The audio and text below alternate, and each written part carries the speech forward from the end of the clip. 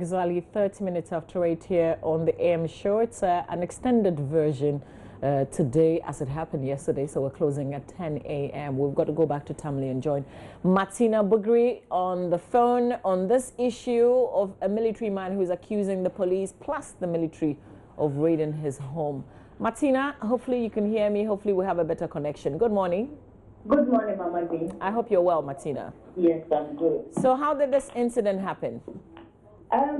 The man in question is a retired military officer. His name is W1 Dominic Anomba. He says that this dawn about 30 police and military officers surrounded his neighborhood. And then they were inside when about 6 of them entered into the compound, knocked, and then he came out. And all they told him was that they were there to search. He asked for what? He says they didn't say anything. And then they entered into the home and then searched through. They raided everything and went into the ceiling, and then where they actually created an opening and entered, and then raided, checked the ceiling, and then some sand in the house they had picked down. They also went through the sand and any available space that they think that something could be hidden, and they went through. The wife tells me they were held close to about 3 hours. They were made to stand in the veranda with the people pointing guns at them whilst this search was being conducted. I also spoke to some neighbors. They say yes, they saw military and police officers. They came in their military vehicles and police vehicles. I spoke to 3 neighbors, and they said they entered their homes too, but they had either 1 or 2 military or police officers entered their homes to check. But this house that I am in now currently, the owner of the house, the wife tells me that about 6 officers were in their house for the search. Mama B. Yeah, Martina, I was just going to ask, do you know what they were looking for? Anybody had any idea what they were searching for? All those I spoke to said they didn't tell them what they were searching for. They just said they had a warrant to search their homes, and they did that. But this particular gentleman, this retired police military officer, what is it about him? What's special? The wife tells me it is probably because of his association with the MPP, especially the Northern Regional Chairman of the MPP.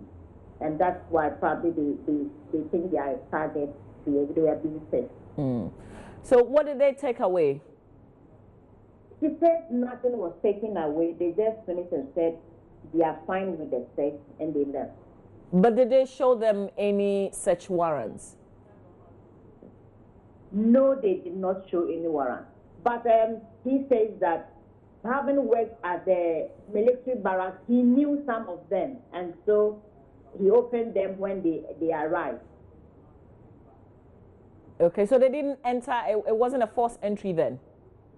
And from the wall, the gate was locked, and that one they forced some parts of the wall and entered. But when they entered into the compound, he said he opened them. Was anybody harmed in the process? Nobody was harmed, except that the neighbors have been speaking to said they were scared, and it's never happened before. They wake up in the middle of the night and then they have armed men around them. It was really scary. So what's the way forward for them? Have they reported this incident to the police, for instance?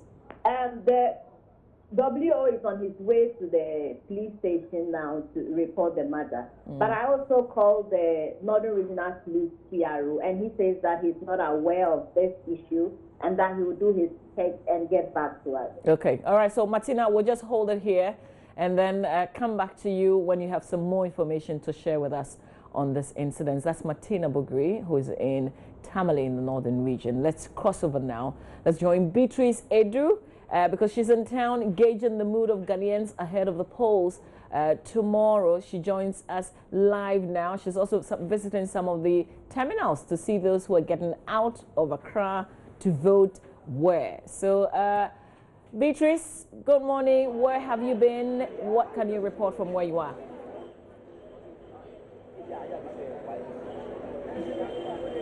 Good morning, Mama V. I'm currently at the VIP section around Circle, the new overpass, and I must say that it's a large crowd over here.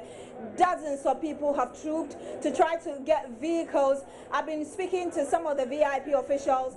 They say that they have actually run out of tickets for some of these people. I'm sure you can see in the background there are a number of people who have queued up trying to get a vehicle. Some have been in this queue for so long trying to get a ticket to travel to their various destinations.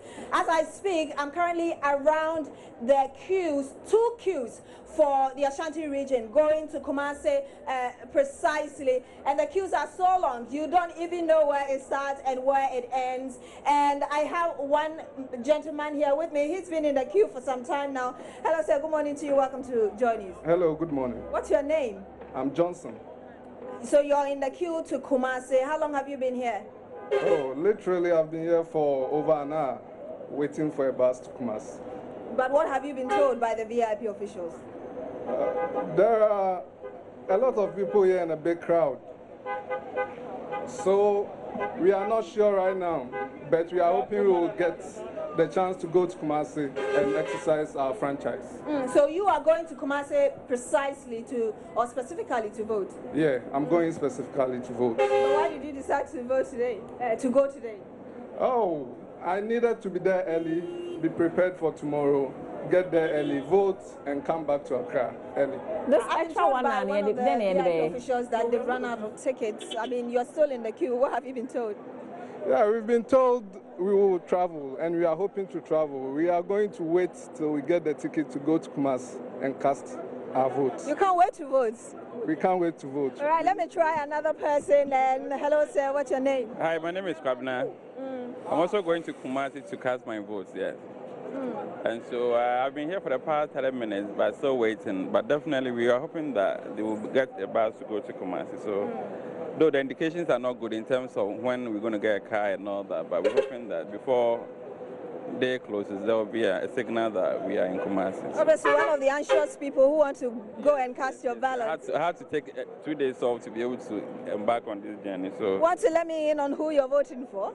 well, that's my secret for now. But I hope that my candidate wins eventually. All right, so those are their views there. I've spoken to a number of others who also share the same views. Some don't want to go on record, but basically they are traveling to the Ashanti region where they voted in 2012 to cast their ballots. They think it's very important for them, and so they are really not so happy with the long queue, but they have to endure because they must necessarily go to the Ashanti region right now. We can go to the second line, the second queue, which is also going to Kumasi. There are a number of people there who are anxiously waiting to get a car, and some of them have already expressed their interest to speak to us. Hello, sir, would you want to speak to us?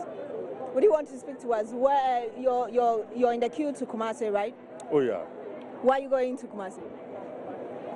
I have a lot of issues to attend to, but one of the main important, I was going to vote. Okay, you're going to cast your ballot. I'm going to cast it. How long have you been in this queue? About 2 hours now. I don't know it will come like this, so I was surprised. I came and met huge crowd like this. So are you looking at other options so that you can get to Kumasi early and get ready get ready to cast your ballot?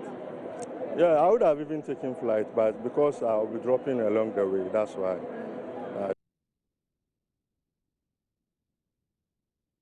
All right, so that's Beatrice Edu there at one of the terminals close to Circle. We're going to touch base with her again because there are other places that she's visiting this morning. So people are queuing. People are at the terminals traveling outside Accra to cast their ballots. It also shows the level of enthusiasm that people attach to the polls, and we should also remember that it just didn't start from today. Yeah. It started way back from the beginning of time, especially in the Fourth Republic in 1992 when we started to vote. So from the period I started reporting on election 2000, 2004, we've always had this kind of phenomenon where people traveled to go and vote. Now, in many of situations where people will not be in a position to fund the transportation themselves. Yeah. That is where the political parties come in, and that is where sometimes too it is misconstrued to mean that they are busing people in many other. But if in the elections, the Democrats or the Republicans would go and knock on people's doors and say, encourage them to get out and vote. Beyond that, they'll provide vehicles that is for those who are perhaps incapacitated or would not be in a position to go and vote. So. True. And so if you remember, we brought you an earlier feed this morning at the NDC's regional office here in Accra, in the Greater Accra region. They put some buses, made some buses available, and they even said it at the rally yesterday at the sports stadium that those who wanted to go to their various destinations to go and vote could join the buses there. I saw some buses at the regional NPP office also yesterday carrying people. But let's rejoin Beatrice Edu at the bus terminal. Welcome to Joy News. Oh, thank you. Which of the queues are you going to Sunyani? Okay. And it's very frustrating. We came here like 5 a.m. and yesterday we don't have any bus.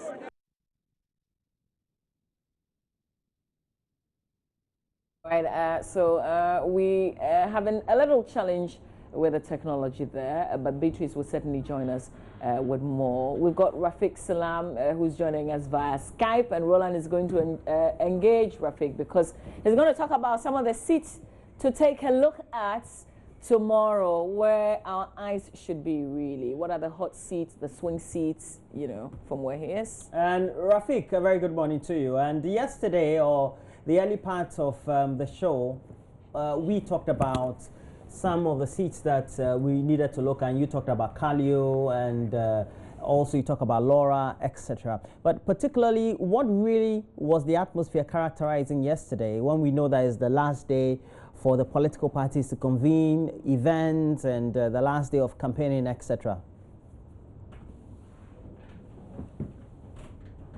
Rafiq? Rafiq?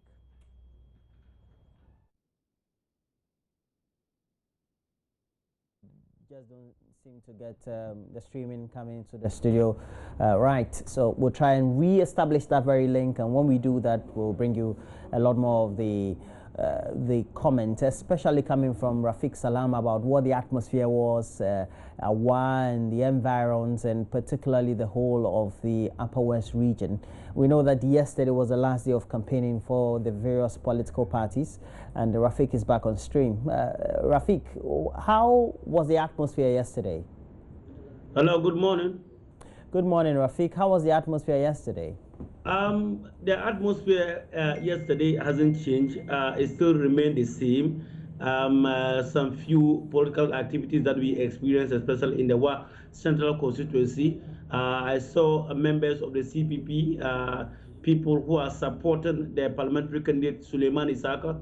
Yesterday they went on a float around town, and also it was getting to the evening, and also getting to late evening, that we had some political activities also taking place, which was undertaken by the MPP and then the NDC. The NDC started their campaign, their runoff, and they went to Suriri, and then they ended their rally at Nyagale. Nyagale is just at the outskirts of the Wa municipality, and it was there that Dr. Rashid Hassan Pelku crowned it all, and then declared his intention again, and then tried to woo the people to vote for him. And then also the MPP, on the other hand, also went to Konta, they went to Sapairi and then Zongo.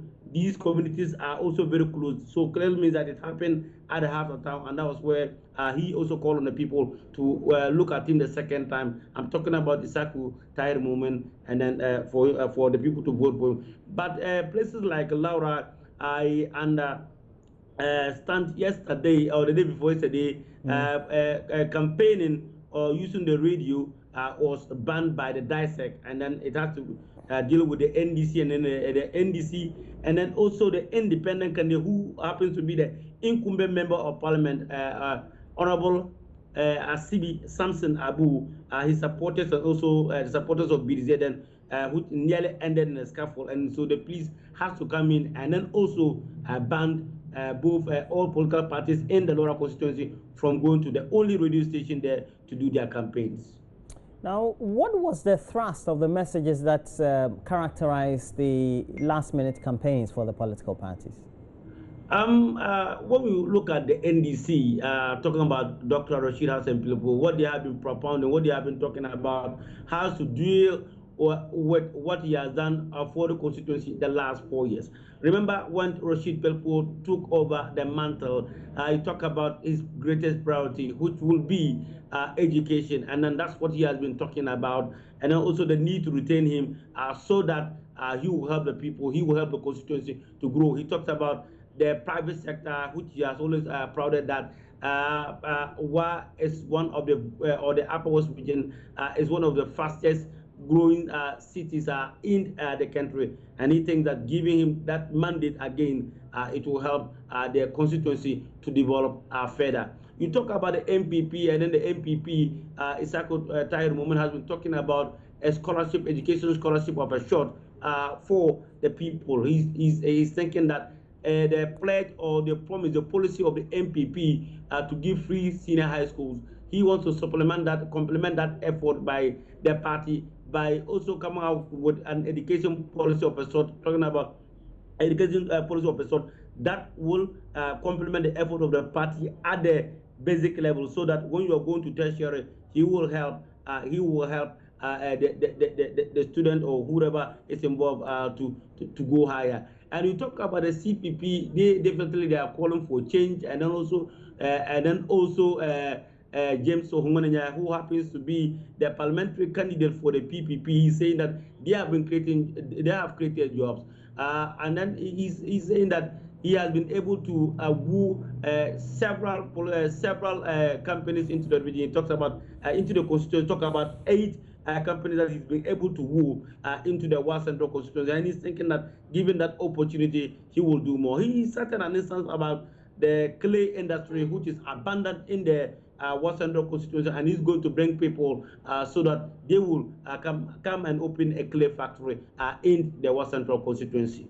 Now, particularly when yesterday or Monday we were talking about the vote margins between those who are holding the seats in the ones that we need to look at, those hot seats or the swing seats, so to speak. Some of them being 5,000, 6,000, 7,000, 5,000, 6,000, 7,000. How do you think that those who were challenging those personalities or those parties for those seats try to bridge the gap using the window yesterday? They used the window, like I told you, that they were engaged in vigorous campaigning, educating the voter, so that the region will not experience much spoiled or rejected ballots. You know, I told you yesterday that this when we are talking about region, we are talking about the larger population of the people are not educated, and even voting, you could be educated, but how to even vote, you could make a mistake, and so that is what they are concentrating on, so that we won't have a lot of rejected ballots. And then you talk about a constituency like the East constituency or Jirapa, where the difference between the victor and the vanquished at that particular time was less than like 700 or 400 votes. And so these are the key issues. These are what they are looking at, trying to educate their voters and then to get the best of them on polling day tomorrow.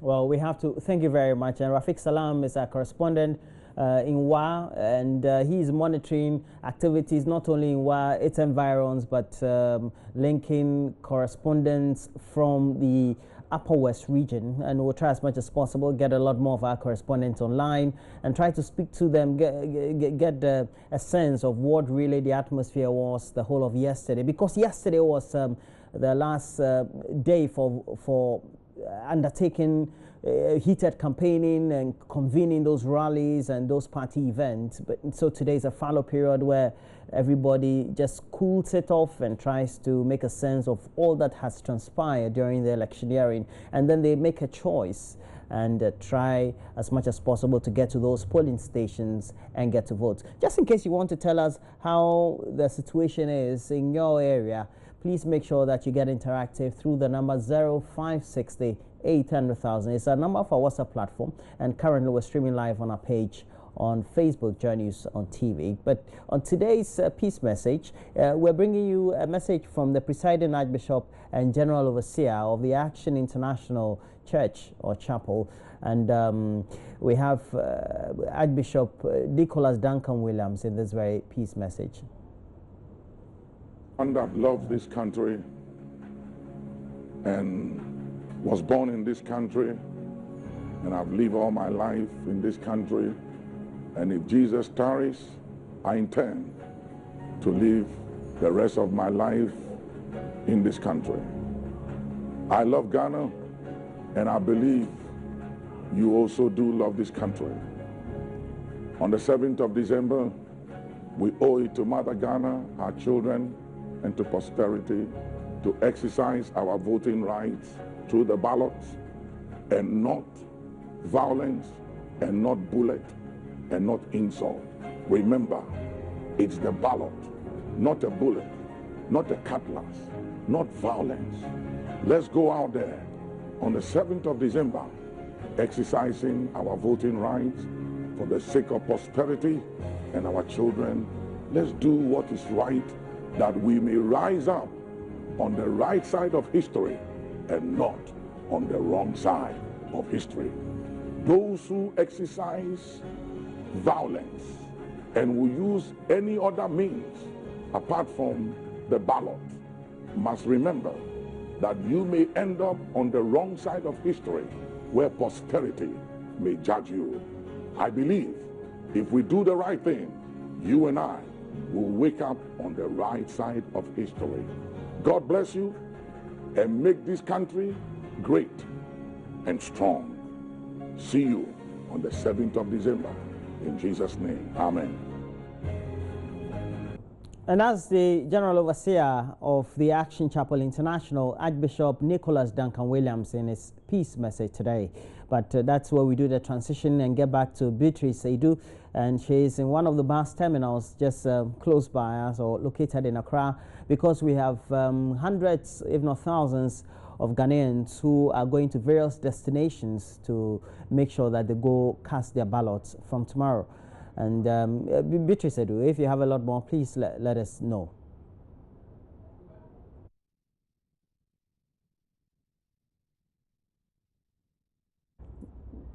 So we're bringing to you Beatrice Seidu, and Beatrice Seidu is in one of the bus terminals here in Accra. What has characterized the voting process for the Ghanaians, as well as those who are interested in voting, is that many of them have registered in various parts of the country, and even though they have done the migration to the urban communities or urban centers, they tend to register in their home regions or hometowns. And so when it's a period for voting, then it means that they have to make sure they cut or transport themselves to those areas to go and vote. And so Beatrice Seidu is in one of those terminals, bus terminals here in Accra. We have hundreds, if not thousands, of people who are boarding those buses or cars to get to various destinations across the country to go and cast their vote. As we ready Beatrice Seidu to bring us that very feed, well, we also have to take this very message from the Minister for Gender, Children and Social Protection. And Anna Oyelitha has also been sharing her peace message with Ghanaians.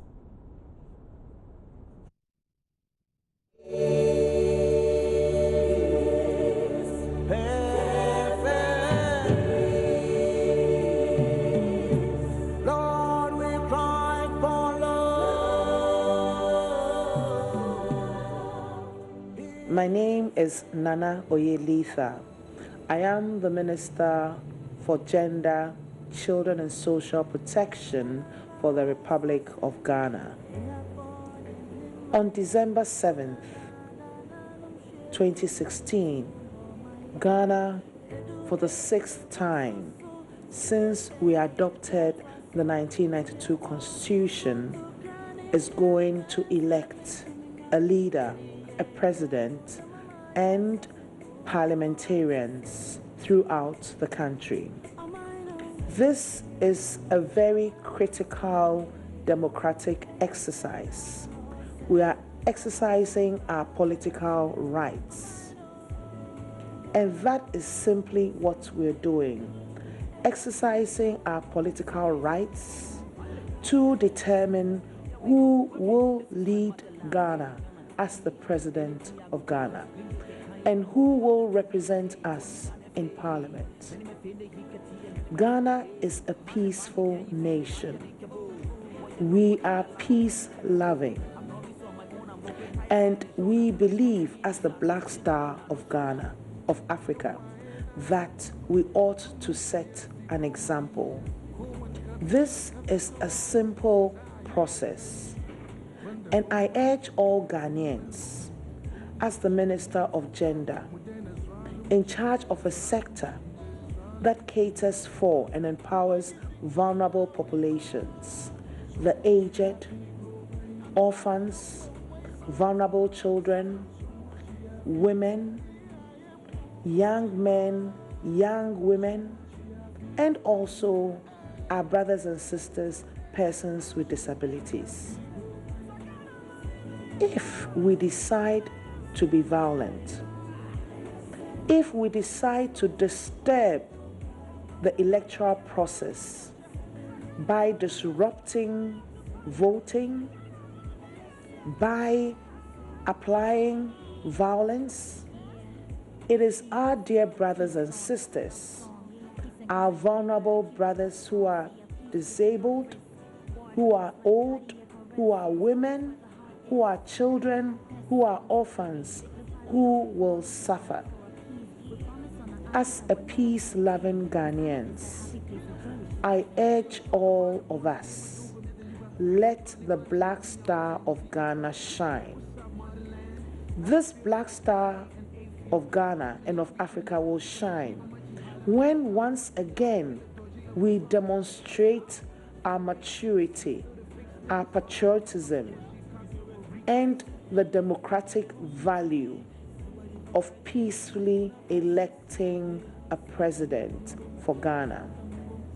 By going to the polls, by applying the law and ensuring that we cast our ballot in peace. God bless our homeland, Ghana.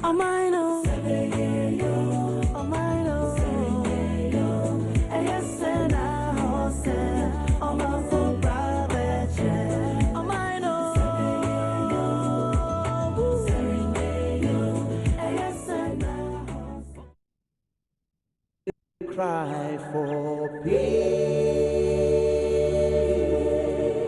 perfect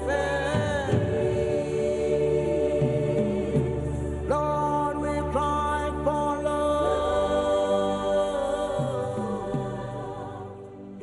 Our country, Ghana, is a peaceful country. God has blessed us with the peace we have always enjoyed. Children, let our voices be heard. Parents, politicians, people in high offices, please think about your children during this election. We are one family, one people with a common destiny. Fellow Ghanaians, let us say no to violence. We need peace in Ghana. We need peace in Ghana. Arise, Ghana, you for your country. Every shining man for your ocean. Let's for you man to ocean and make it strong. We are all involved. We are all involved. We are all involved and building a motherland. Arise, arise, Ghana, you for your country, and nation land to your ocean.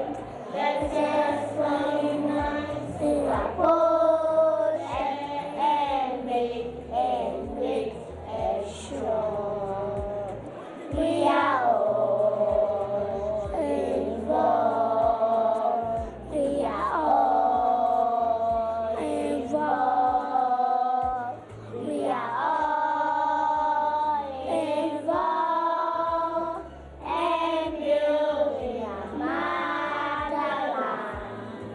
7th December is getting closer by the second, and Ghana as a nation should be put first. CPP, NDC, NPP, CPP. Who cares who wins at the end if it's all for the betterment of our nation? Ghana should be a country that means harmony, peace, and not chaos, disorder, and violence. A threat to peace anywhere is a threat to peace everywhere. No matter the comfort, security, or related peace we seem to enjoy in the country today, there is no guarantee that the war and crisis we witness in Liberia and Rwanda can't come to spread to this our own come election. We therefore have the responsibility to take action and ensure that there is a peaceful election this year.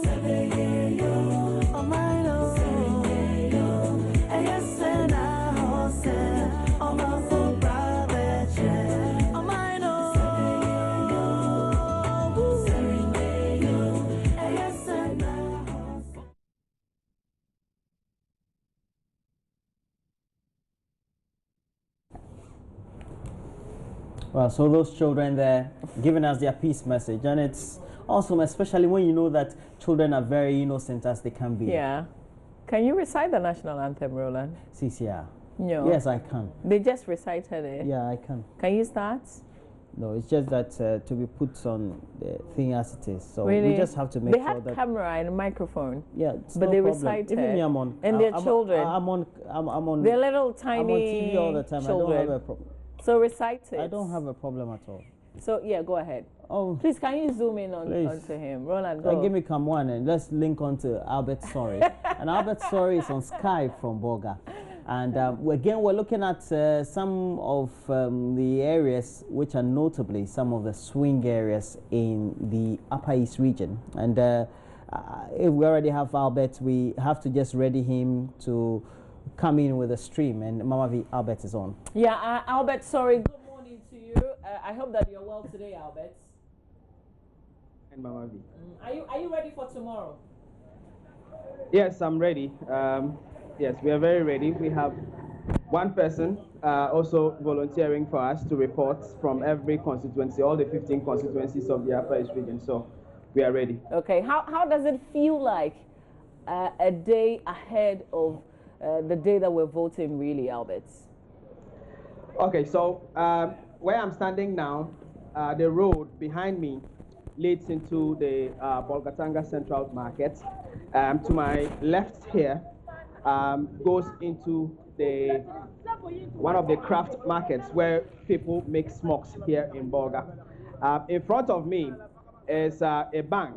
And one thing I realized when I got here was that there was a long queue of customers waiting in front of the bank, obviously because they wanted to withdraw money. It's the same thing in most of the banks in Bolga this morning because a lot of people want to do last-minute traveling to their various places where they can vote. And it's also because some of the banks started paying salaries today. So one key thing you will see this morning in Bolga is that a lot of people are just scrambling and in a hurry to get to their destinations to vote tomorrow. Well, what are some of the things to look out for from the morning to later in the day in Bolga, Albert? So one key constituency will be Bolga Central. The NDC has held that seat since 2008 when Opam Brown contested and won the seat, snatching it from the PNC's David Apasera. Now, Opam Brown, who is the incumbent, will not be contesting because he lost the primaries to one Isaac Adongo, who is a new face. And he's going to face a lot of stiff competition from the MPP's candidate, who is Rex Asanga, because he's worked so many years as an NGO person, and he's well known. And because of that, people are thinking that it's going to be very difficult for the NDC to maintain the parliamentary seat. And so Bolga Central will be one key place to watch tomorrow. Same as Navrongo Central, because incumbent Makoyongo, who won the seat only in 2012, will be facing stiff opposition again from the man he snatched the seat from, that is Kofi Ada of the MPP. And so Navrongo is one key place to watch, same as Boko Central, because Mahama Yarega, the incumbent, he's been a sports minister before.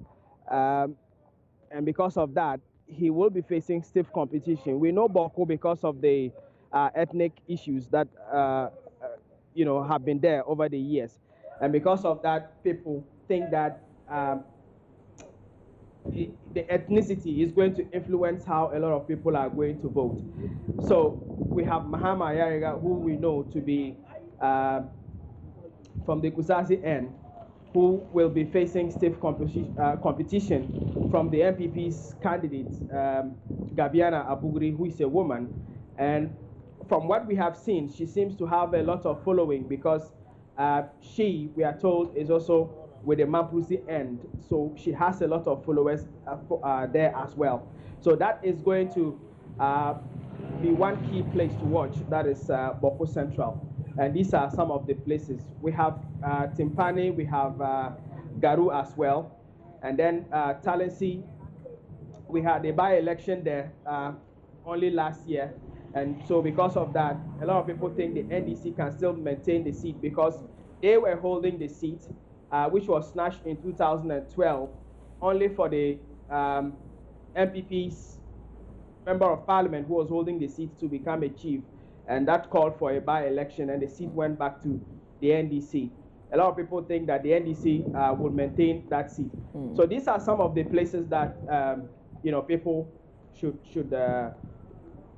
keep a close eye and listen keenly to about. All right, Albert. Before you go, tell us about security in Bolga in general. Is there a change? Well, yesterday at the police headquarters, there was a sort of parade, and I think that they were deploying the security people to their various destinations today. But because of where I am now, I haven't seen anything security-wise at the moment. Okay. But obviously, there's going to be changes because elections are taken quite seriously in this in this country, and also in this part of the country where sometimes people have the tendency to disagree and to create problems. And so because of that, security will obviously change in terms of presence in the town from tomorrow onwards. But I was going to move into the smoke market because I was talking to some of the traders here just to find out, after all the campaigning that has gone on this year, what is going to influence their voting tomorrow. Okay. So that's good. Just keep walking to the smoke market. I also wanted to ask, because we know that officially or formally the campaign activities came to an end yesterday. Do you see any campaign activity even whilst you walk towards the smoke markets? For now, no. We haven't seen any campaigning today. Okay. But I'm getting the sense that a lot of people will be doing door-to-door campaigning because officially they won't be allowed to campaign publicly and all of that. So you won't see any campaigning going on in the town. But despite this, a lot of people are still talking about where their votes will go and all of that. I was just listening to some of these traders at the smoke markets talk about where their loyalty is and all of that, and how business has been over the years since this government came to power. One of them is here. He agreed to speak to me, and we just want to find out from you. First of all, tell us your name. My name is Isaka Mukaila. Isaka Mukaila. Okay, so you've been making smokes for some time now. Yes. After all the campaigning that has gone on this year, tell us what is going to influence how you decide tomorrow in the ballot.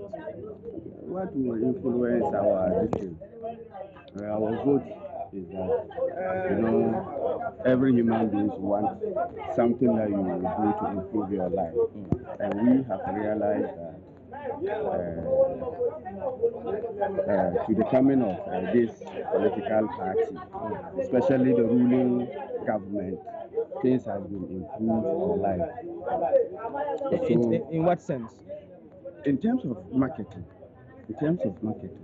It's like previously the market was not good at all, but now we can see that things are moving. Even if not all that, but it's better than previously.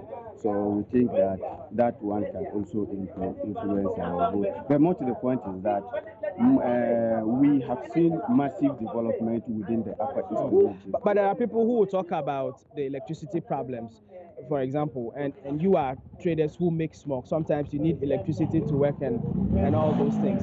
I'm sure somewhere along the line, the doomsday was affecting your business.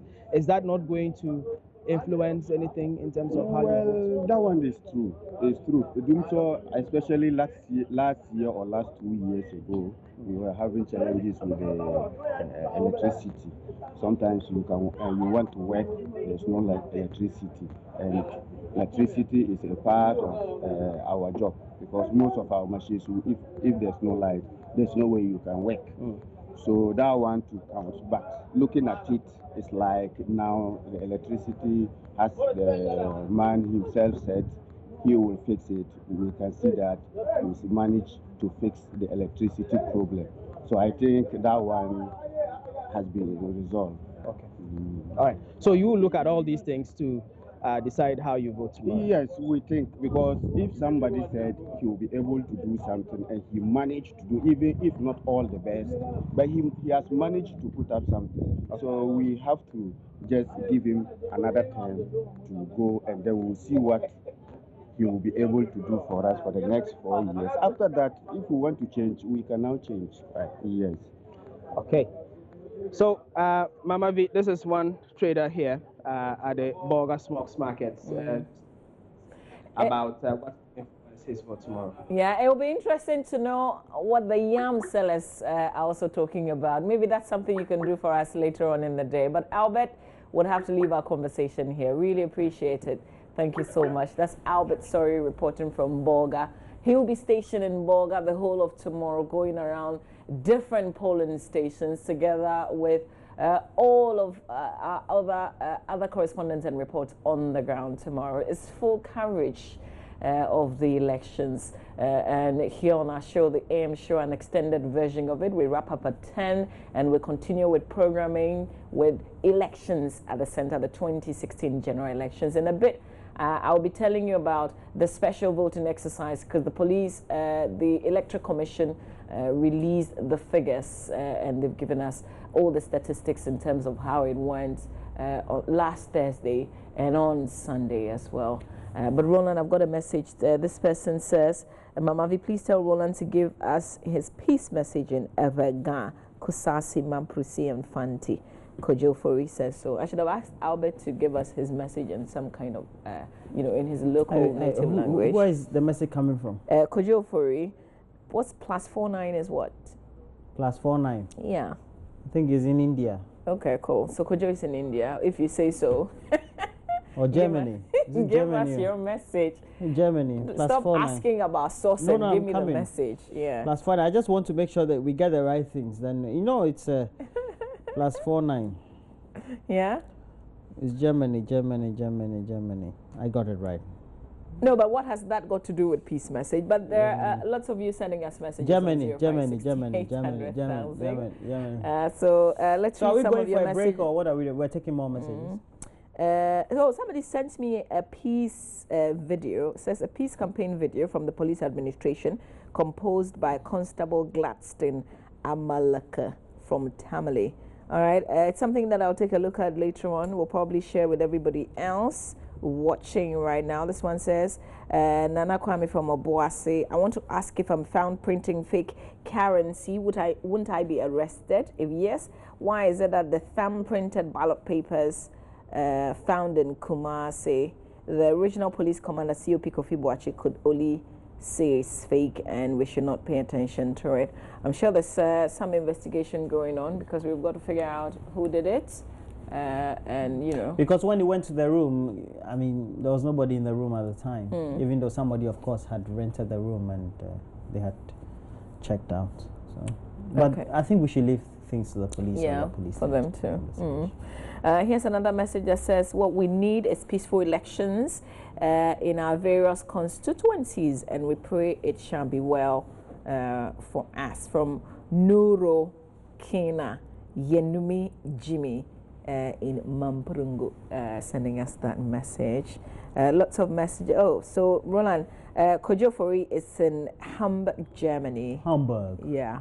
He's watching us burger. Yeah, he sends a voice note, but I've got to listen to it before I can share it. So are you singing or not? Like, yeah. What's so hard? God bless our homeland, Ghana. Yeah, we can. Go ahead. We can always. But he's not even asking you to. He says give a peace message. Do you have more in your messages? language. So I'll do it. I absolutely have more messages, but we've got to take. They're not treating me well on the show, crowd.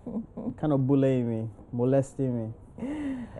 Okay, so this person says we hear peace messages or peace message every day on TV, radio, and social media. That is good, but those of us who sit beside our TV and radio to listen and watch this peace message will not partake in any kind of violence. But those who do not have time to listen or watch and have made up their minds to do evil, I believe they need more of this message. Violence will never make you win, and if you do, it will not last. Selom from Angloga sending that message. Oh, Selom sends another one. Says, in order to attain credibility in this year's election, we can all make it happen by using our phone camera to capture the event as evidence. I believe if we do that in our various constituencies, we won't have any cause to worry. Selom is in my Angloga. That's my hometown. It's good to know that you're watching us from there and you're sending us a message. Salam from Angloga. Thanks a lot. But, you know, sometimes we share the messages so that you can also go ahead and preach the message that you hear to the others who may not necessarily have watched or listened to the messages, because, you know, we all can be the voice in here. Okay, so we'll be getting some updates from Cherepone in a bit, but this one says, good morning multimedia, please educate me. I was told that all political campaigns ended yesterday. Okay, but you're hearing of some campaign that you're asking about. All right, we'll cross-check that and then give you the feedback. Yeah? Okay. For those of you who can't recite the national anthem. Okay, so somebody's also sending me something that I think is very important. It says everyone is just talking about peace. Will they do what is peaceful? Generally, a lot of us do what is peaceful. It's just a few people who just mess up. Yeah, sure. Yeah. God bless our homeland, Ghana. So we have Superintendent Henry Amankwetia. He's a district police commander for Cherepone, and you know that we got reports that there may have been some skirmishes and some clashes between NDC and MPP supporters overnight. And he is on the line to give us some clarification on the line. Superintendent Henry Amankwetia, very good morning to you. Now, were there clashes in Cherepone overnight? Yeah, I'm on the line. Yeah. I know you are, so I'm asking, were there clashes overnight at Cherepone? Yeah, there were clashes last night. And the whole thing started around 9 o'clock in the night. When the two political parties have been given the chance to go and have their political rally in the last round for the villages. Yeah, the MPP went to Wanchiki, which is on the Togo border, and then the NDC went to Wanjuga. And what they used to do is that anytime they close from rallies, they would just ride their motorbikes through the street and then probably go home. So that was what we were expecting. But yesterday, it didn't happen that same thing. When the FPP have started their whatever, they were running through the street on their motorbike. Around 10 p.m., it was like the NDC was also expecting to be given a chance to run into the street with their patrol, with their motorbike. So around 10 thereabouts, there came a clash between the MPP youth and then the NDC youth after the elders have gone home. And the clash resulted to, in fact, again, I've just been told that the one who died is an MPP member called Abukar Nambe, 31 years old. He suffered from gunshot. The MPP chairman just came to confirm that he's a member of the NPP, the political party. And then there was clashes, and there resulted to burning of some shops, both by MPP members and both by NDC members, cutlass wounds, stones, and a whole lot of things. And then eventually, about 14 people sustained different injuries. 3 females and then 11 males. And then 5 of them whose situation was so critical were taken to Tamale. And then the rest were treated here, 6 of were discharged. So that is that. That is the whole thing. Superintendent Amankwetya, where was the point of provocation coming from? From which of the sides? A question I cannot answer. Because prior to that, on the 26th of last month, the police command and then the paramount chief held a peace talk for all the 4 political parties contesting for positions here. Then, supposedly, they all swore that they will maintain, uphold peace till and after the election. So, normally, what they used to do is, after they've gone on rally, wherever they will go, they will just line up in the street with their motorbike, and then from there, they go to their pavilions and go away. So, yesterday, actually, what caused the provocation, as who started, I cannot tell. You know, I don't know. Nobody as of now has even come to make a complaint that this person assaulted me first, this person also hates me back, and whatnot. So they are all hiding in their houses. Okay. And once you are police, you're on the ground, and you know that these are flashpoints, why is it that you didn't put in place security arrangements?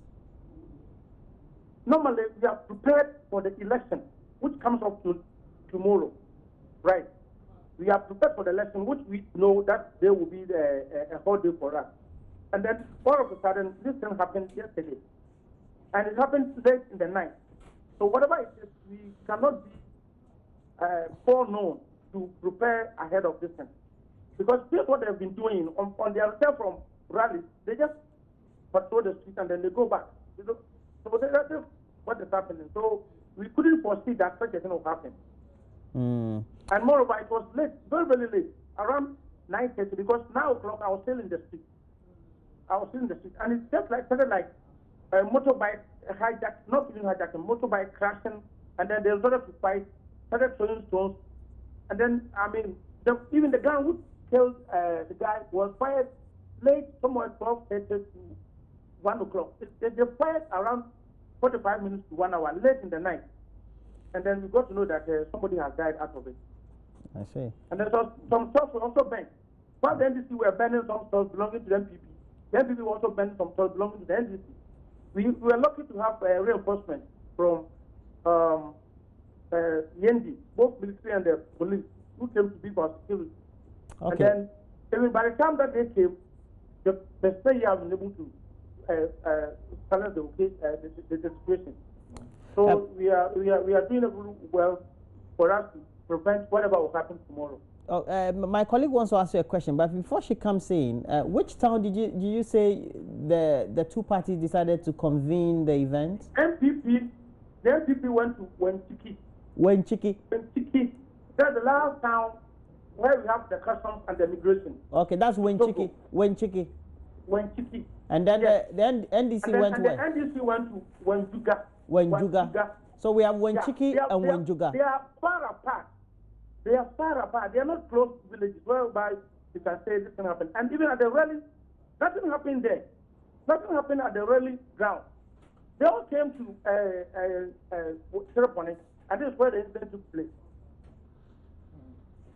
So, Superintendent Amankwetya, my name is Mamavi. Have you made any arrests yet? No, please. Because nobody has come to make a complaint, and we have not received any information that this man did that, this man did that. So we are just working around the clock.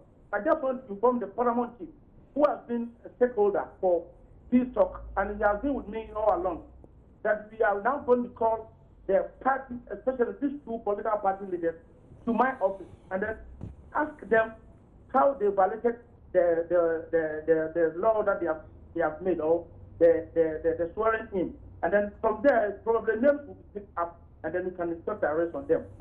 All right. Because, Superintendent, you know we have to start setting some very good examples. We're preaching peace, but we've got to punish those who also break those laws so that others can learn. Yeah, I'm very much aware. All right.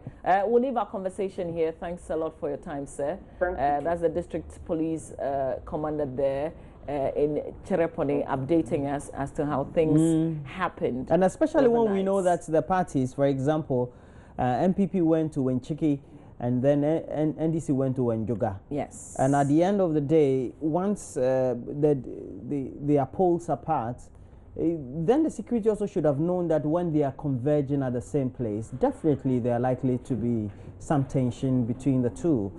And I'm thinking the police should have been a lot more proactive or very much preemptive of what would have happened in between or among the two if they were to have met. But we'll see how that goes in many respects. But we'll try as much as possible and monitor many situations, because we also got a lot more information this morning that was corroborated by our Northern Regional Correspondent, Hashmin Mohammed, about 2 dead people as well as some other injured people, both of them supporters of both the MPP and NDC.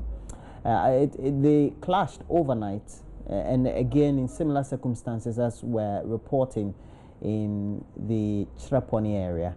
And so we'll try as much as possible to get the Northern Region Police PRO to speak to on that subject, Mamavi. Yeah, we've got to cross over and go to Kofrodia.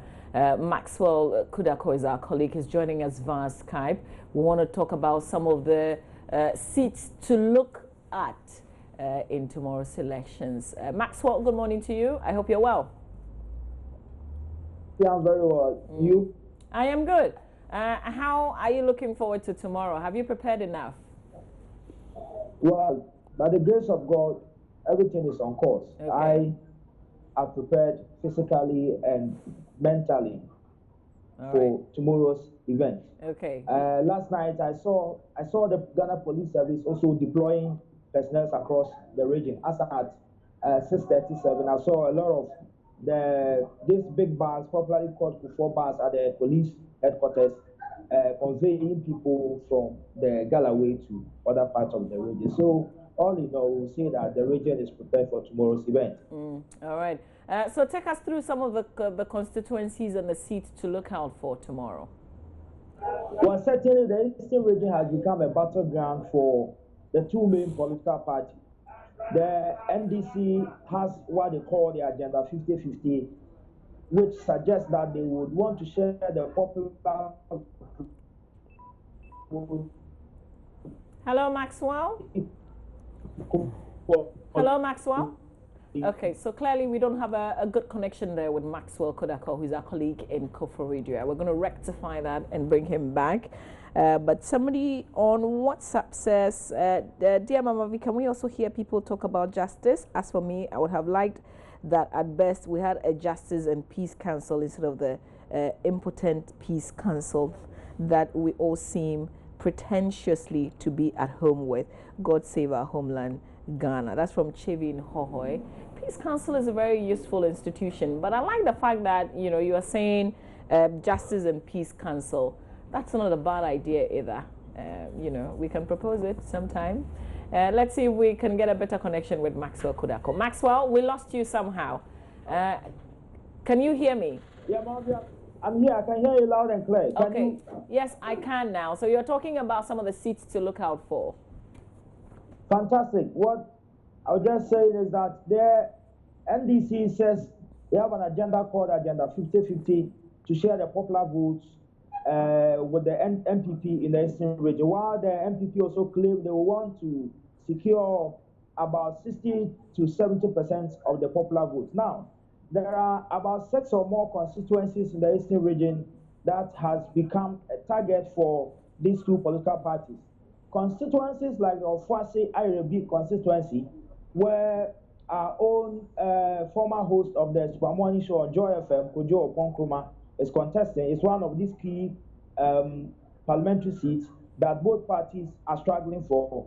The Siojaman constituency seat has also become a very hot seat that the MPP and the NDC are equally struggling for.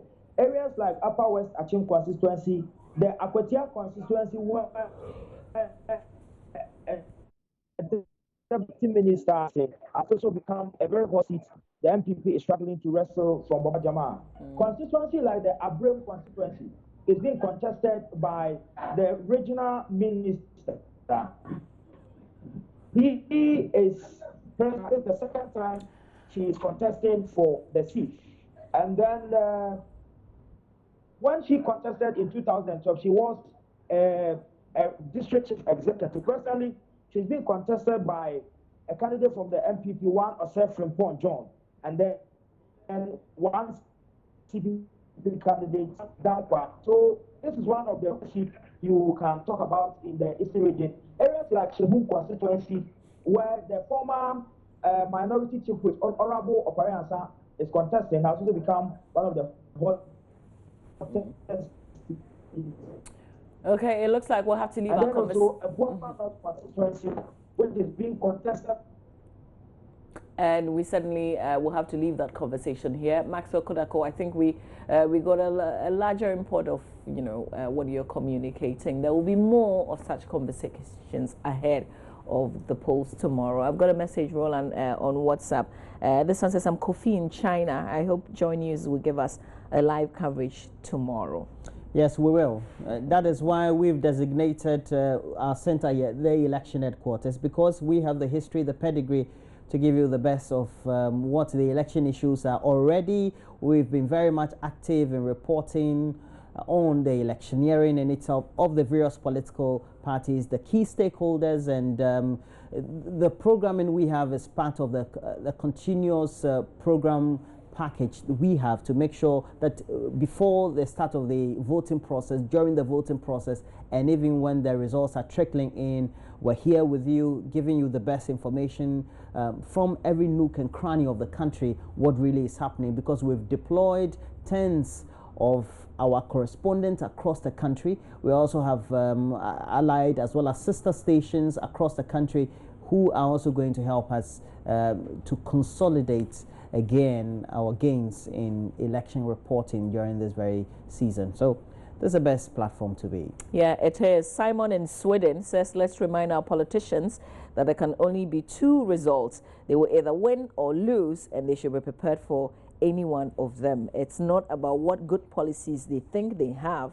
It's about who Ghanaians want to lead the country. I wish Ghana a peaceful election. Simon in Sweden said so. Let's go to Cape Coast now. Richard Kwajonyako is all set. Has he had enough sleep ahead of the polls tomorrow? Richard Kwajonyako, good morning. He's joining us via Skype. Richard? Yeah, hi, Mama V. Are you well? I'm okay. We could possibly have a run-up. Are you up for it? Yes, I'm up for it.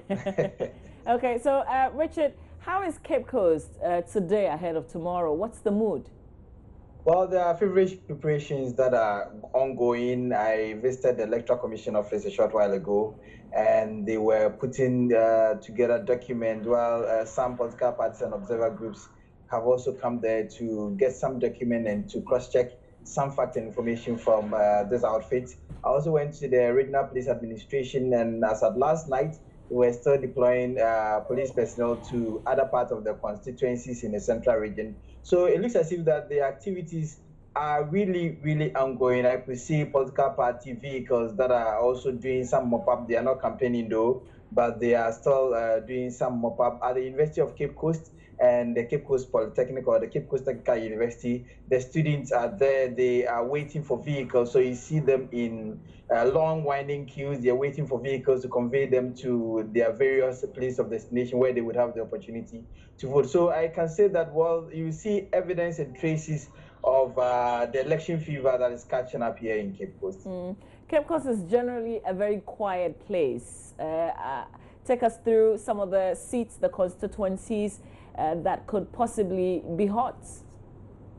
Well, Mama V, I have singled out some 10 of these constituencies. We start off with George Anda's constituency and Hannah Tete's constituency in the Ehutu Senior West constituency. You know, George Anda is trying to wrestle the seat from the Minister of Foreign Affairs, Hannah Tete, and it's not going to be that easy. So it is a seat that is going to, or we have to look out for, because both candidates are really doing very well on the ground. And it is very too close to call. I mean, they are all campaigning. One is campaigning on her track record that I've been your member of parliament, and George Anda is saying that, well, the people say you are not in touch with the grassroots, and so I have come to alleviate them from the present hardship and what you are unable to do. Remember, this constituency is made up of both farmers and fishermen. If you go to the Utu Senya constituency, they are strictly fisher folk. That is the main work they do in that particular constituency. They complain about their road network, some complain about water, and jobs have been one of the things that they have been talking about. So I spoke with some of the constituents, and they've been telling me that, well, they are going to really decide on some of these issues. Example, the jobs that we talk about. If you go to the Utu Senya East, that is also another hot constituency that is very close to the Utu Senya West. That is where the council, a member of the district chief executive for the Utu Senya East, is contesting against Hawa Kumsinen. Remember, this seat is being held by the New Patriotic Party. Hawa Kumsin won in against this very candidate in the 2012 elections, and he's going to have a rematch of a sort, and so to wrestle this seat. And I hear the preparations there is not the preparations are not really something that people play with, because yesterday and 3 days ago I was in the constituency, and you could see actual work, vigorous campaigning activities that are ongoing. You come back to Cape Coast North. Cape Coast North is a constituency that is held by the NDC currently, and is being held by Eboba Tinodro, the first Deputy Speaker of Parliament. He's gone for 2 consecutive terms. Remember, Cape Coast North and Cape Coast South used to be one constituency, and it was in 2008, it was the Cape Coast constituency, but now it's been divided. And after the division, Eboba Tinodro won it for the National Democratic Congress, and so he is not contesting again. He's had 2 terms already, and there is a new entrant, Kobia Champon. Kobia Champon is from the NDC, and people are saying that how Kobia Champon strategically won the seats during the primaries is something that surprises them. Then they are saying that, well, it wouldn't even surprise them if Kobia Champon goes ahead to win this seat, but he is contesting against someone that is widely known as a grassroots person in the constituency, Barbara Asha AC, the MPP's candidate. And the criticisms and the campaign messages has been that, well, Kobe was not known in the constituency, and I have been here, so you should vote for me. But Kobe is saying that, well, in going to Parliament, it is not, if I satisfy the requirement to become your member of Parliament, I mean, people should vote for me. So it is going to be really, really hot in this constituency, the Cape Coast North constituency. Remember, this constituency houses 2 great institutions, the University of Cape Coast and then the Cape Coast Technical University. So let's see how that one also pans out. You go to the south, the constituency that is very close to the Cape Coast North, where the Central Regional Minister, Kweku Rickett-Hagen, is contesting against the MPP's candidate, who is a lawyer, and he describes himself as a fisherman, as a lawyer, and he's a lecturer at the University of Cape Coast. He says that he's imparted a lot of knowledge in the fisher folks and the people that are in his constituency, and so he's seeking to ride on the back of his achievements in that particular constituency. He says that he's done a lot of cases for these people for free. He's been singing their Safo songs, he's been eating, wining, and dining with them, and so he thinks that these are the trump card that he's holding in order to overturn the might of Kweku Rickett-Hagen. But Kweku Rickett-Hagen insists that even in 2012, when he had not done anything in the constituency, the people even had the trust and the confidence in him, and they gave him that particular seat. And since he's done some jobs, some works in the constituency, providing some buses to carry the students to and from their schools, from their houses and the others, asphalting the Cape Coast Road, there is a library yet to be commissioned, and other things. And he includes the Kotokraba market that was recently commissioned by His Excellency the President. He thinks that he is streets ahead of his competitor. But let's not also write off the PPP's candidates that are also contesting, even though they might not eventually win, as I say, because on the grounds they do not look the favorite for the people to even vote for them, but they will make some gains beyond what they did in the 2012 election. We go to Himan Lower Denchua constituency, where you remember the MPP's candidate, Bright Rekubobe, was accused in some fertilizer saga, and he contested in the 2012 elections, and the 2012 he lost the primaries to someone, and he did not contest. So he is a new entrant in the game. Remember that he's been an independent candidate before, and he is contesting against the incumbent. The difference between them in the 2012 elections was just 31 votes. 31 votes, and so it makes it pretty serious and a constituency that we have to be watchful about, because that constituency had consistently, before that incident happened when the NDC's candidate won, it had consistently been won by the New Patriotic Party, and they did 3 times already. So it is also interesting, but the NDC candidate is riding on the back of some infrastructural development that have been done in that particular constituency. And we go to some of the constituencies like the Commander Edna Egua for Ebrim constituency, Dr. Indom's constituency, where today he is doing some activities in the constituency, commissioning a university that's been named after him. You know, this constituency, right from 1992, has been held by people with the title doctor. It started with Dr. Atokwashi, and it's been touted in the constituency that, well, if you want to become a member of parliament in this constituency, then you need to have the title doctor. So Dr. Atokwashi did, I think, 3 terms, and then J.S. Annan took over. Dr. Indom, because of the measure of the MPP and the CPP at that time, Dr. Indom won based on his track record and some of the achievements he's done in the constituency, and so won convincingly. And in 2008, J.S. Annan took over. But J.S. Annan couldn't have another time because another candidate, another person from his own party went independent. And so if you look at the figures between Dr. Atokwashi and J.S. Annan, if you put them together, they match up to what their presidential candidate, John Dramani Mahama, had. Because Dramani Mahama had about 30,000. But the MPP's candidate, Dr. Nana Atwata, won with about 21,000. So if you look at the difference, so if there is no division in this constituency, and it's been touted as a predominantly NDC constituency, but let's see how it pans out, because the person who is contesting on the ticket of the NDC, the brother of the late president, Samuel Mills, is not a doctor. He has no doctorate title attached to his name. So it will be interesting. If he wins, then the history will be made in that particular constituency, because it will be the first time a candidate without a title doctor has won that particular constituency. If you go to the Fantiman constituency, where the incumbent member of parliament, Akwanasteria Kwansa, won in 2008 and won in 2012, he is not seeking re-election. He did not go again. But his former party chairman, who is a teacher with the Ghana National College, is contesting against someone who is also a new. So both are new entrants in the constituency. We remember the acrimony that erupted between Asamoah Boateng and Akwanasteria Kwansa during the 2012 election. The difference between these two political parties, or these two candidates, was not up to 2,000. And so it is also something that is too close to call, depending, looking at the new entrants in the game. And if you look at Abra Asebu Kwamankas, you remember recently the Vice President, Pakwesi Mr. Atta, whose constituency, that is his constituency. He went there and said that during the primaries, people contested their candidates. But the people that contested the candidate, they are campaigning seriously against their candidates. They are rooting for skirt and blouse. And you remember that he made some interesting comments that even these days, women in the country have even stopped wearing skirt and blouse. They go for straight dresses. So he is begging them to vote straight for the candidates of the NDC, because it is also going to be a serious issue in the vice president's home region and home constituency.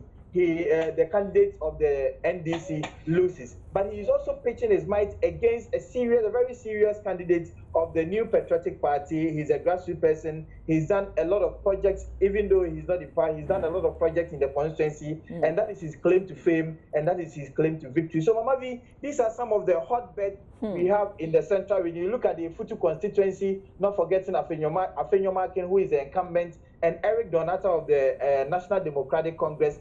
That is a really close shave. It's going to be a close-to-call contest where each of them is doing their bid in order to get DC. So if you look at also Sam Fletcher's constituency, Goma West constituency, remember Sam Fletcher, and he's also contesting against a prominent lawyer Kojo Aban. So these are some of the hot seats that we should be watching out in the central region. For some of the constituencies like Chifu Etimokwa, since the inception of since 1992, this seat has consistently been won by the NDC. Okay. I mean, there was a time that the NDC didn't have any seat, but it was only Chifu Etimokwa that they had that seat on. The NPP had 16 seats in 2004, but the NDC had only this constituency.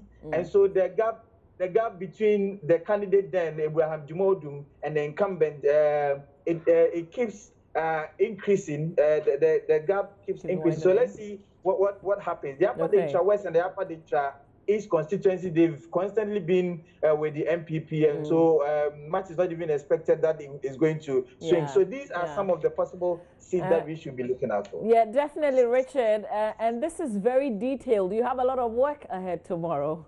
I can only leave you for now, you know, get some rest, maybe some 2 hours or 3 hours. And all the best tomorrow, Richard. Talking about that, then I have to say a very good morning to you.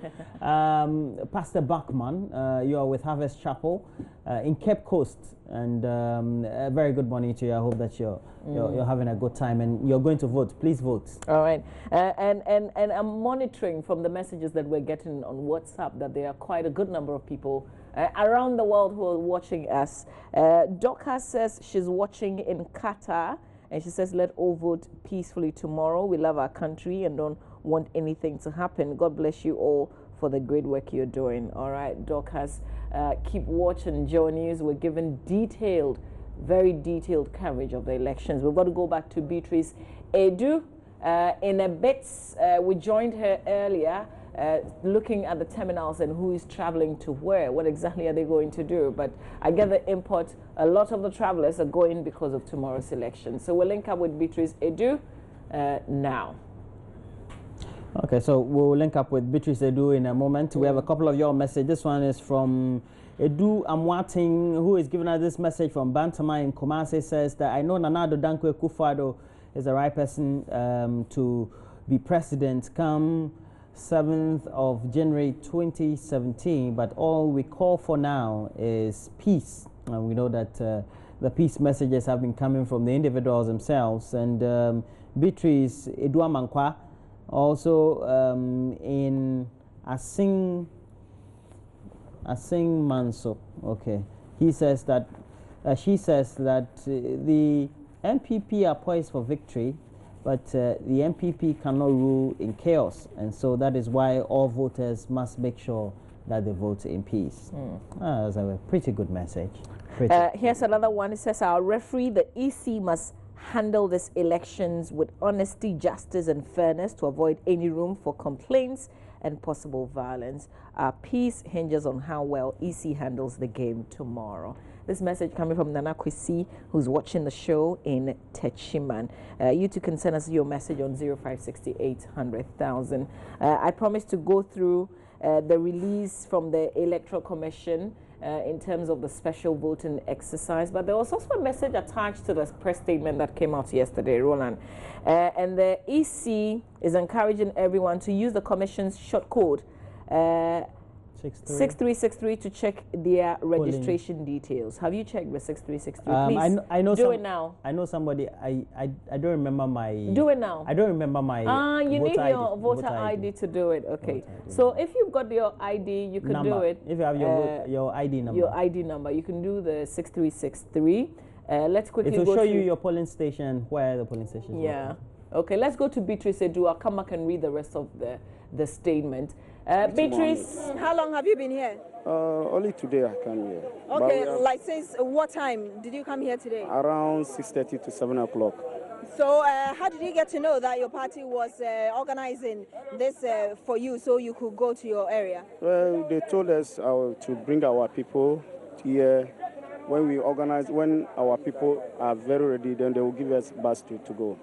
So that's why you came. What time did you come here this morning? Around 6:30, 7 o'clock. And your bus, what have you been told about it? Up to now, we are waiting for our people, and the buses are not ready yet. And also, we are still waiting. Which area are you going specifically? We are going to KJB Akan constituency. That's in the voter region? Yeah. Okay, thank you very much. There's another person here. Hello, sir. How long have you been here? We've been here more than 3 hours now. You're a supporter of the MPP? Yeah. Why are you the MPP?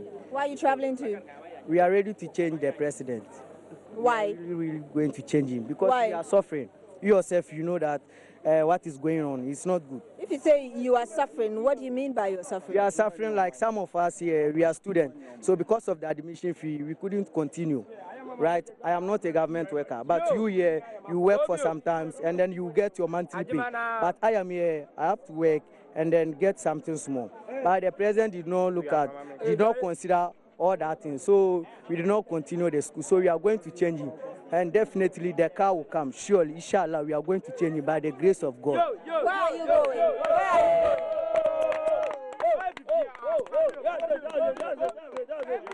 Where are you going to? Which area? I am going to KJB. You're also going to KJB? Yeah. That's Volta region? Yeah. Okay. Hello, madam. Let me speak to you as well. How long have you been here? I've been here for about an hour. Where are you going to? I'm going to Tamale. Okay. What have you been told by your party? There are more buses coming.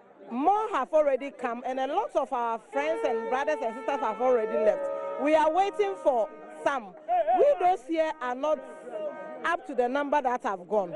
We really mean to change. We are changing for a better Ghana. So why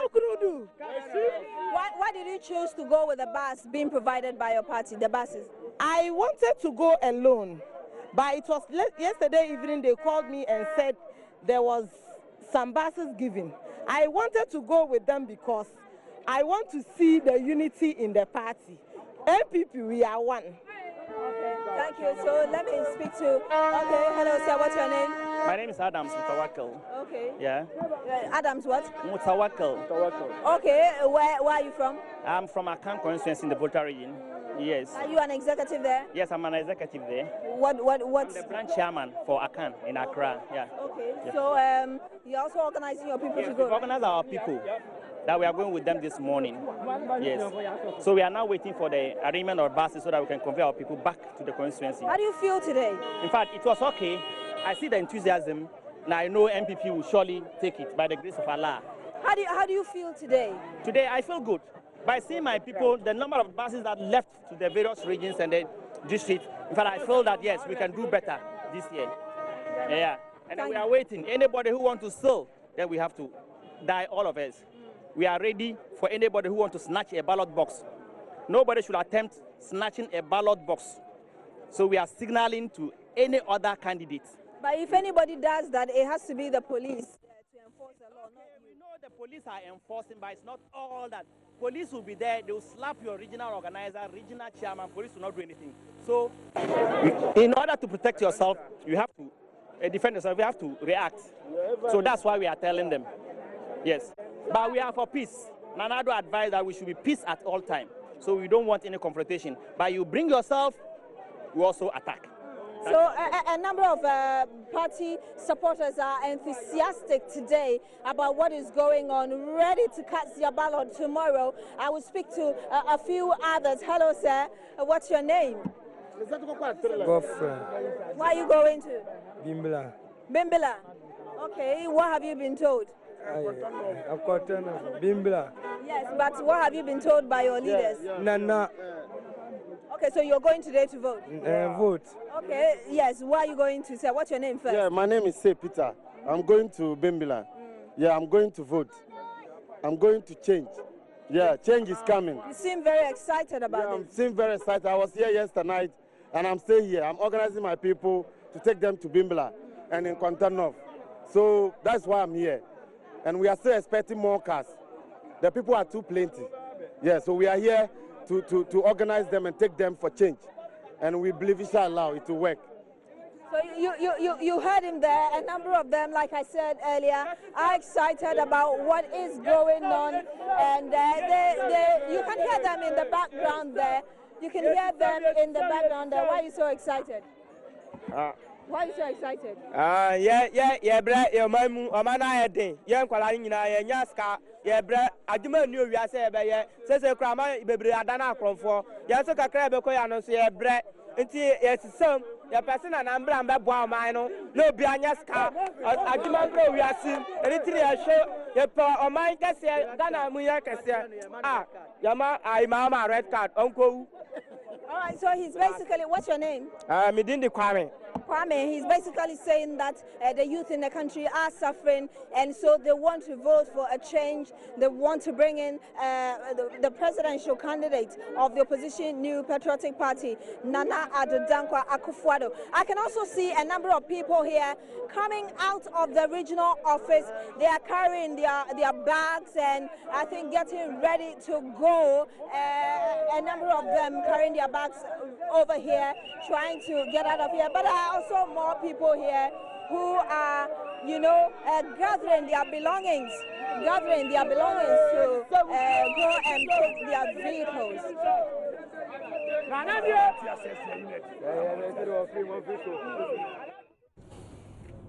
So that's where we leave Beatrice Edu wandering and meandering his way into the crowd of MPP supporters who are waiting, lots of them, for many of those buses they think will come for them to get to the various destinations, Bimbala, Dambai, Pandai, etc., to go and vote. Okay, so the different ways that people are getting out of Accra, and people are coming from other areas to Accra as well and to other destinations. But here's a message. Knowing how obnoxious language can degenerate into electoral conflict as we experience in other African countries, let's be cautious about our utterance and other activities that could undermine the pillars of democracy we have built over the years. That's from Ibrahim Basiru, watching us live from Turkey. Thank you very much for doing so. But there's Roland, there's a press release that's just coming in from the Ghana Education Service titled Off Day for All Schools. And I'll read it. It's signed by Jacob A.M. Kong, Director General of the Ghana Education Service. It says the Director General of the Ghana Education Service wishes to remind all regional, metro, municipal and district directors of education of the official off-day declared for all basic and second cycle institutions across the country on Wednesday, 7th December 2016 for the upcoming election. Heads are also hereby informed to officially close down their schools to enable both teachers and students who turned 18, 19 years and above to go out to exercise their franchise in their respective polling stations on the said day. Students and teachers are expected to return to their stations and schools for an academic work to progress on Thursday, 8th of December 2016. Your strict adherence to this directive is important. And this is the press release that's just coming in, saying that the Director General of the Ghana Education Service wishes to remind all regional, metro, municipal and district directors of education of the official off-day declared for all basic and second cycle institutions across the country tomorrow, Wednesday, 7th of December, for the upcoming election. Heads are also hereby informed to officially close down their schools to enable both teachers and students who turn 18, 19 years and above to go out to exercise their franchise in their respective polling stations on the said day. It ends by saying that students and teachers are expected to return to their stations and schools for an academic work to progress on Thursday, 8th of December 2016, and all are expected to strictly adhere to this. And we are your election headquarters, and from now to the time we declare results and get all the reactions from the various protagonists in this whole drama of elections and taking part, the participation and the voting process, etc. This is the platform, radio, TV, online and mobile. That's where you have to be. And please join us throughout this very journey. There's no break in all the programming. It's a continuous process of election programming, great analysis, great previews, and bringing you great content to make sure that even when you get to your polling station to vote, you can always even monitor us through the various apps where you can always get Joy News or even Joy FM and the allied stations on the multimedia platforms to bring you the best coverage of the 2016 general elections. So it's a goodbye from the AM team. It's a special coverage tomorrow. Roland will be on the morning belt. I'll see you somewhere along the line later on in the day. But definitely stay with us. Our coverage is still on. Remember, peace is the way to go for the elections. Bye-bye. We'll see you soon.